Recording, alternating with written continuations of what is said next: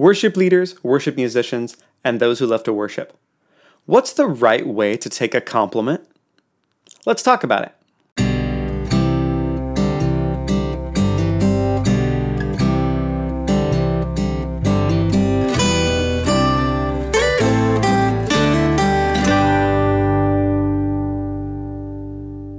Welcome to Blueprint Sounds. My name is Nathan Smith.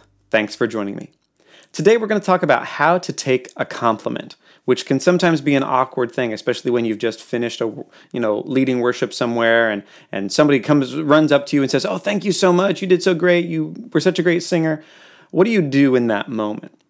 But before we do that, I want to give you something. If you go to my website, blueprintsounds.com, you can get access to my free chart, 25 chart-topping arrangement tricks. If you have a song that you've been working on with your worship team that's okay, but you'd like to make it more interesting, download this PDF. It gives you 25 great ideas for ways to make your song more interesting. It gives you a couple sentences about why the trick works, and then it gives you a song from the radio so that you can hear the trick in action. Again, go to my website, or you can click on the link nearby, www.blueprintsounds.com/25 tricks. All right, with that said, let's get to today's topic. So if you're like me and have led worship for any amount of time, you've received your fair share of compliments. I hope. But sometimes it can be weird to know what to do in that moment when somebody comes up and they want to express their gratitude to you, or they want to tell you that you did a good job. What do you do with that? Well, let me give you an illustration that I think sums it up pretty well. Let's say that I know a couple that's engaged, John and Mary. And John and Mary are very much in love, and John brings me a bouquet of flowers that he wants me to give to Mary. John says, "Can you give these flowers to Mary for me?" Well, there's 3 different ways that I could do it, and 2 of them are wrong. Number 1, John says, "Hey, Nathan, can you give these flowers to Mary?" And I say, "Oh, daisies, I love daisies. And I felt like I've been needing some affirmation lately, and I just haven't got it. Do you have any more of these?" Well, we all know what the problem is. Those aren't my flowers. They're not mine to keep. They're for Mary. They're not for me. But here's another scenario. John comes to me and says, "Oh, Nathan, can you give this bouquet of flowers to Mary for me?" And I say, "No, I couldn't possibly receive those. No, I don't deserve flowers. There's nothing I've done today that warrants flowers. I can't take them from you." Well, that's also a problem because it's the same problem. Those flowers are for Mary. They're not for me. But what's the best way to do it?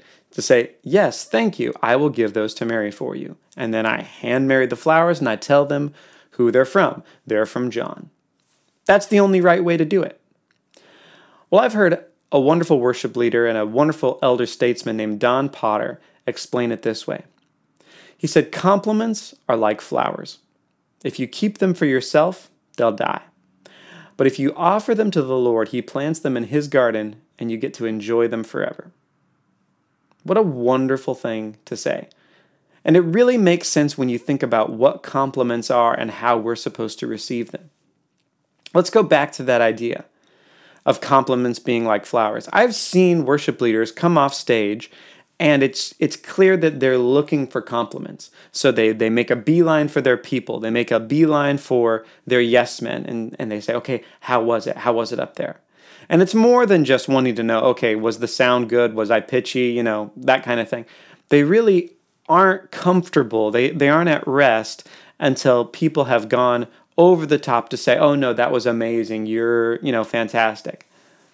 That's a problem because those compliments are never going to be enough. You're always going to want more. And you're always going to be slightly disappointed if people aren't effusive enough in their compliments of you. So it's this never-ending thing where you're always looking for a bigger high, you're looking for more praise, and that makes you do weird things on stage when you're looking for compliments. Plus, there's the added problem that when we're leading worship, those compliments belong to the Lord eventually. And we'll get to that in a second. But there's another problem, and this is the problem that I used to have leading worship when I was younger, is the problem of just shutting it off. Right? Someone comes up and says, "Oh, you did such a wonderful job. You have such a fine singing voice. You did a great job on your guitar." And I say, "Oh, no, that was nothing. That wasn't me. That was God up there. I don't look at me." Well, it's a couple things. It's disingenuous, it's false humility, and you still wind up with the same problem as the compliment hoarder, and that is that the compliment never makes its way to God. Right? Either way, if you are the one that can't get enough compliments, you never give them over to the Lord. And if you're the one that resists compliments and you say, oh no, that wasn't me, right? And you do that Christian religious false humility thing, well, then you have nothing to offer God. The same problem in both scenarios, even though they are exact opposites. Life, the way that God designed life to work, is about giving and receiving. And the order really is receiving and then giving. You notice in the Genesis story that God makes night come first and then day when he separates the two. It's because we receive at night and we give during the day. Trees have to receive in carbon dioxide and they expel oxygen, whereas we take in oxygen and we give out carbon dioxide. And if you don't do that for long enough, you'll die. And if you do it badly, if your body doesn't do it right, then you get sick. It's all about an exchange of giving and receiving all the way throughout our life. That's what makes life work, is you can't hoard it and you can't reject it. So how do you do it right? Jesus, when he sends out the 12 disciples, explains the giving and receiving principle. So we're here in Matthew 10, verse 5. These 12 Jesus sent out with the following instructions. Do not go among the Gentiles or enter any town of the Samaritans. Go rather to the lost sheep of Israel. As you go, preach this message. The kingdom of heaven is near. Heal the sick, raise the dead, cleanse those who have leprosy, drive out demons. Freely you have received, freely give. Do not take any gold or silver or copper in your belts. Take no bag for the journey, or extra tunic, or sandals, or a staff, for the worker is worth his keep. So Jesus actually shows two cycles of receiving and giving that he wants his disciples to go through. First, he explains to them, everything that you have, you've received from me. You know, the whole ability that you have to raise the dead and cast out demons, I gave that to you. You received it freely, now give it freely. Be generous when you go out and minister among the tribes of Israel. But then he has another receiving and giving thing where he says, don't take gold, don't take copper or silver, don't pay your way. You should expect to receive for the work that you do. He says the worker is worth his keep. So not only does he expect his disciples to give, he expects them to receive based on what they're giving, which they already received from Jesus. So there's all of this giving and receiving and giving and receiving. They're not holding anything for themselves, but that's what the life flow is, meaning they have to give away and they have to learn how to receive in order for the life of God to flow through them to other people, which was the whole point. So how does that work in our own lives? You get off stage, you've just given, right? You've just led people in worship, and somebody wants to come up and thank you for what you did. They say, oh, you have such a wonderful singing voice, or you really rocked it. Oh, thank you so much. We were so blessed by that. What do? It's simple. You say, thank you. I'm glad I could do that for you. Or thank you. I'm glad you enjoyed it. And then later, when it's just you and the Lord, you say, Lord, thank you for letting me do that for you today. And you offer that compliment to him.